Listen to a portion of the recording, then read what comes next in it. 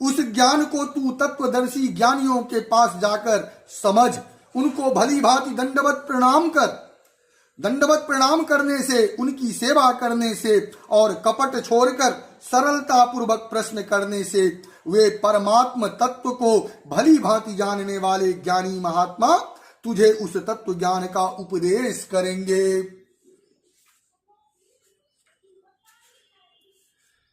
यज्ञात्वा न पुनर्मोह मे बंयास्यसि पांडव येन भूतान्य शेषेण द्रक्ष्यात्मन्यथो मयि। जिसको जानकर फिर तू इस प्रकार मोह को नहीं प्राप्त होगा, तथा हे अर्जुन, जिस ज्ञान के द्वारा तू संपूर्ण भूतों को निःशेष भाव से पहले अपने में और पीछे मुझ सच्चिदानंद परमात्मा में देखेगा। अपि चेदसि पापेभ्य सर्वेभ्य पापकृत्वा सर्वं ज्ञान प्लवेनैव विर्जिनं संतरिष्यसे। यदि तू अन्य सब पापियों से भी अधिक पाप करने वाला है, तो भी तू ज्ञान रूप नौका द्वारा निःसंदेह संपूर्ण पाप समुद्र से भली भांति तर जाएगा। यथैधांसी समिद्धोग्नि भस्मासात् कुरुतेर्जुन ज्ञानाग्नि सर्वकर्माणि भस्मासात् कुरुते यथा।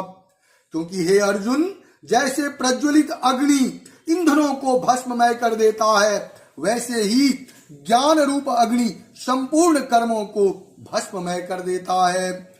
नो हि ज्ञानेन सौदृशं पवित्रमिहि विद्यते तत्स्वयं योग संसिद्धं कालेनात्मनि बिंदते।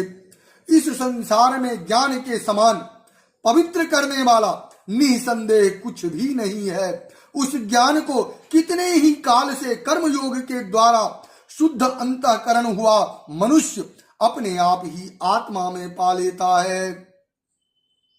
श्रद्धावालंबते ज्ञानं तत्परा संयतेन्द्रिय ज्ञानं लब्ध्वा परां शांतिं चीरेनाधिगच्छते।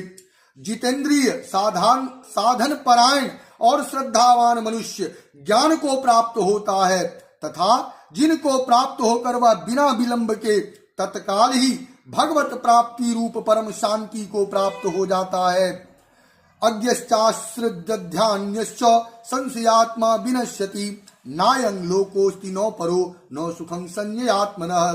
विवेकहीन और श्रद्धा रहित संशय युक्त मनुष्य परमार्थ से अवश्य भ्रष्ट हो जाता है। ऐसे संशय युक्त मनुष्य के लिए न यह लोक है और न परलोक है और न सुख ही है।